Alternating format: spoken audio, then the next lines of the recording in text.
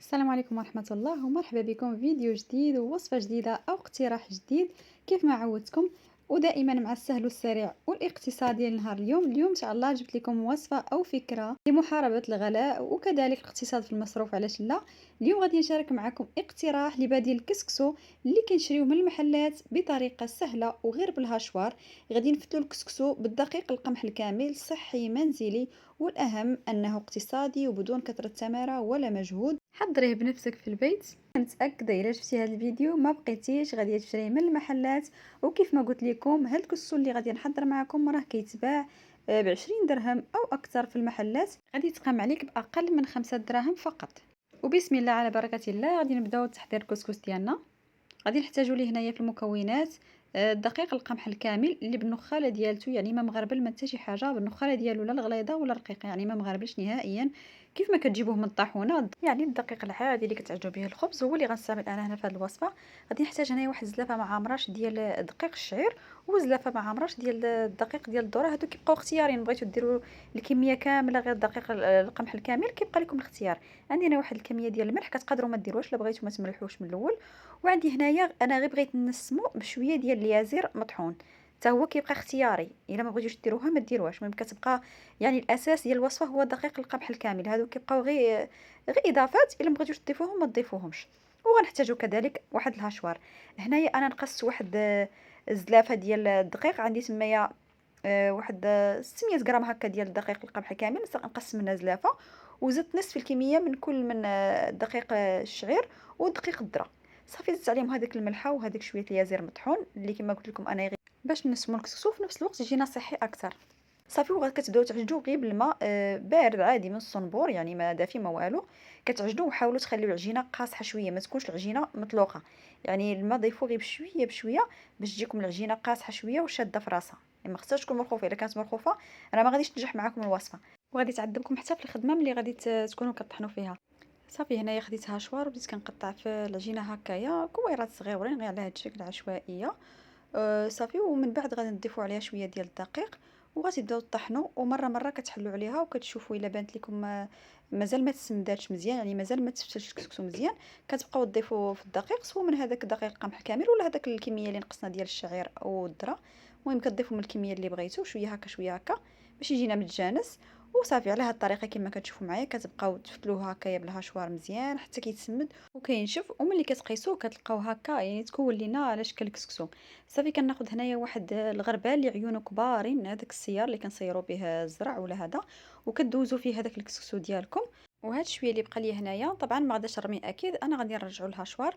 وبالنسبه للكسكسو اللي طاح ليا في القصريه غادي نعاود ناخذ الصفايه الحمراء. هاد الصفايه كما كتشوفوا راه كلشي كيعرفها، راه غنيه يعني التعريف.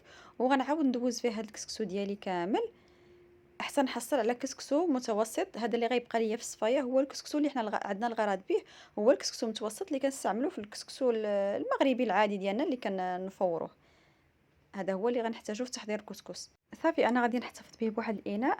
وبالنسبه لهذاك السميد الرقيق اللي هبط لينا في القصريه، اما كتديروه هكا في واحد البلاطو وكتخليوه ينشف، كتقدروا تستعملوه في الحرشه اولا البغرير، ولا كتعاودوا تحتفظوا به كما حطيتو انايا ها هو امامكم في الزلافه. هو اللي كنعاود نفتل به الكسكسو ديالي مره مره هكا، كنعاود نزيدو على هذيك العجين ملي كنديرها في الهاشوار. كما كتشوفوا معايا يعني نفس العمليه انا كنعاود نكررها امامكم باش ان المراحل كلها تكون باينه والوصفه تنجح معكم وتكون الطريقه باينه ومفصله.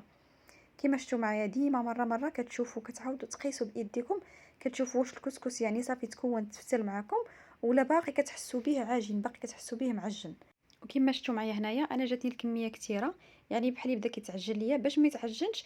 انا قسمت الكميه وغادي نضيف شويه ديال الدقيق باش يتسمد معايا. ديما عينكم ميزانكم، يعني وانتم كتخدموا وانتم كتراقبوا الكسكس ديالكم حتى كيبان لكم نشف وتسمد، يعني كيولي كسكس عادي كما الكسكس اللي كتعرفوه. صافي كتكبوه هكايا في الغربال كيف ما قلت لكم. وهنايا الكميه الثانيه اللي كنقص حتى هي غادي نزيد عليها غير واحد شويه وغادي نعاود نطحنها مع اضافه الدقيق. كذلك مره مره كتضيفوا شويه ديال الدقيق سواء من الاول كما قلت لكم سواء من الثاني.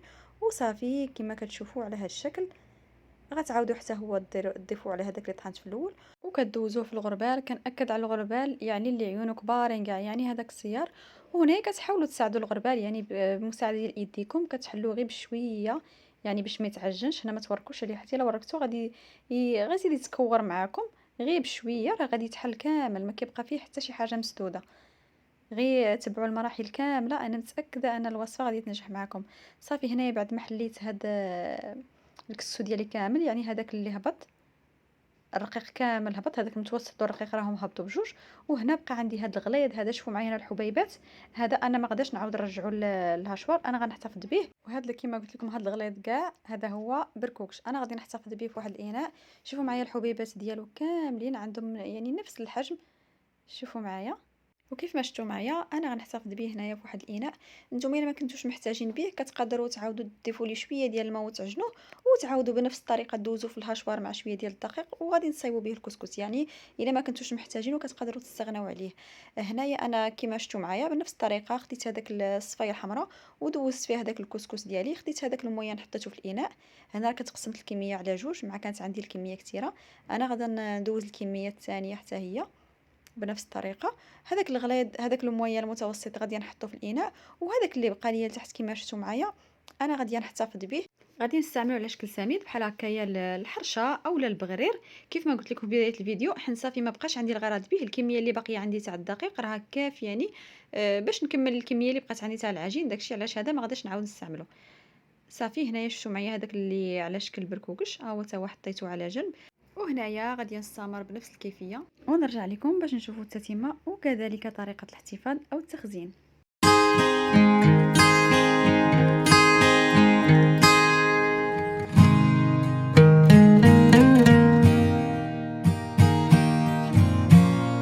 وهنايا بعد ما استمريت بنفس الطريقه حتى كملت الكميه اللي عندي كامله، انا خرج ليا هنايا ثلاثه الانواع ديال الكسكس. كيف ما قلت لكم في الاول كتقدروا نتوما تخرجوا غير نوع واحد، يعني هذا المتوسط. الا ما عندكمش الغرض بالاخرين كتعاودوا تعجنوه وتعاودوا تخدموه بنفس الطريقه.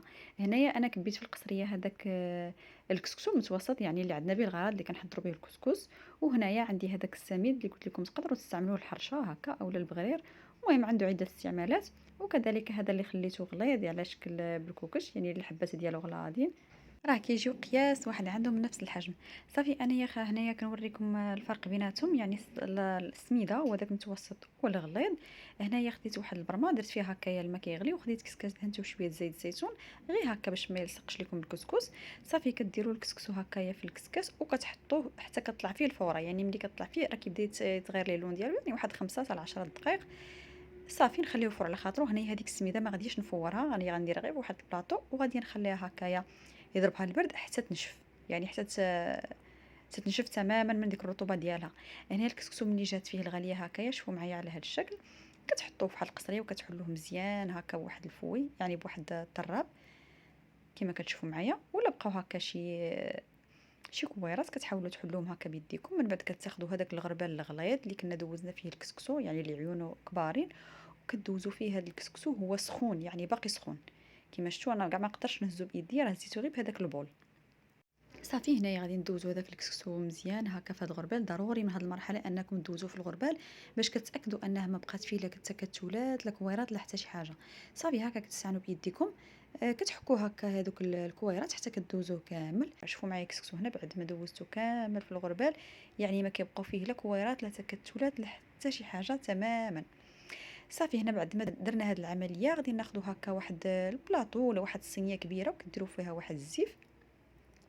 شوفوا معايا النتيجه كيفاش دايره، ما متكتلش نهائيا، ما مكور ما ملصق ما حتى شي حاجه. صافي كما قلت لكم انا غادي نخوي هكا في واحد الصينيه اللي كنكون مفرشه ليها واحد الزيف هكايا، واحد الزيف ديال سيف نقي، وكتحطوه في واحد البلاصه تكون يعني مهويه، كتخليوه يتهوى هكا لمده ديال واحد يومين 3 ايام حتى كتبقاو تقلبوا كتحسوا به قصاح ونشف تماما. بنفس الطريقه انا غادي ناخذ الكسكاس وغادي ندير الكسكس الاخر، يعني الكسكس الحبات ديالو غلاظ اولا بركوكش، غادي ندوزو حتى هوايا نفورو، نطلع فيه الفوره وغادي نحلو حتى هوايا هكا مزيان. ولكن هذا ما غاديش يدوز لينا في هذاك الغربال الغليظ، انا غادي ندوزو في الكسكاس، حيت الكسكاس هو اللي عيونه كبارين كما كتشوفوا معايا. انا غادي ندوزو كامل في الكسكاس حتى هو حتى نكمل الكميه اللي عندي كامله بنفس الطريقه كيف ما درت الكسكس الاولاني، يعني الكسكس المتوسط كتغربلوه هو مازال سخون.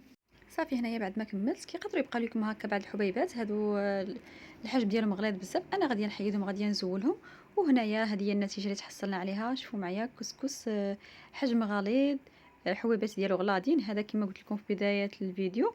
الا كنتم مهتمين به، الا ما كنتوش بغيتو، غادي تحضروا غير الكسكس المتوسط. شوفوا معايا النتيجه ديالو كتجي ناجحه 100%. حتى هو بنفس الطريقه كندير ليه هكا واحد البلاطو ولا واحد الصينيه وكنفرش ليه واحد الزيت، وكنديرو حتى هويا هكايا في شي بلاصه اللي كتكون مهويه. كنأكد انها تكون مهويه ولكن ما يكونش معرض للشمس نيشان. صافي هنايا هذيك السميده الرقيقه اللي حيدت في الاولى غنخليها حتى هي تنشف باش تحيد منه الرطوبه كامله. يعني خاصو ما تبقاش فيه الرطوبه تماما، يعني خاصو ينشف مزيان باش تخزنوه. الا كنتو غادي تستعملوه نيشان راه ديك التفويره الاولى كتعاودوا ديروا الثانيه والثالثه ديالكم الا بغيتو. يعني صافي هو الكسكس ديالكم جاهز. وطبعا كيف ما سبق لي وقلت لكم، الا كنتو باغيين تخزنوا او تحتفظوا به، راه هذه العمليه ضروري منها. كي خاصو ينشف مزيان ويتهوى وهكا باش الرطوبه كامله تحيد منه ويجف لكم. وكنأكد كما قلت لكم ضروري يكون في واحد البلاصه اللي تكون مهويه مزيان، ولكن ما تكونش ضارب فيها الشمس نيشان. كما شفتوا انا راني مهبطه عليه الريدو، درتو هكا في بلاصه مهويه كيف ما شفتوا معايا هكا راس طراجم محلولين، وخليته تقريبا خدا ليا واحد يومين حتى 3 ايام كحد اقصى، ما غاديش ياخذ معكم اكثر. صافي بعد ما كينشف كتجمعوه وكتحتفظوا به في اي علبه عندكم. وكان هذا هو الاقتراح ديال اليوم، فكره لمحاربه الغلاء وخلق بدائل سهله ومبسطه، والاهم انها اقتصاديه وصحيه في نفس الوقت. كان هذا هو الكسكس المفتول بالهاشوار، صراحه فكره رائعه وناجحه في نفس الوقت. كنتمنى الفكره ديال اليوم تنال الاعجاب ديالكم، والى عجبتكم لا فيديو ما تنساوش تبارطاجيوه مع كاع الناس اللي كتعرفوا باش هكا كلشي يستافد. وما تنساونيش من جيم فضلا وليس امرا. وإلا كنتو كتشاهدوا قناتي لاول مره، ضغطوا على زر الاشتراك وفعلوا الجرس باش توصلوا بجديد كل وصفاتي. نتلاقاو في فيديو قادم مع فكره او وصفه جديده. خليكم في امان الله، مع السلامه.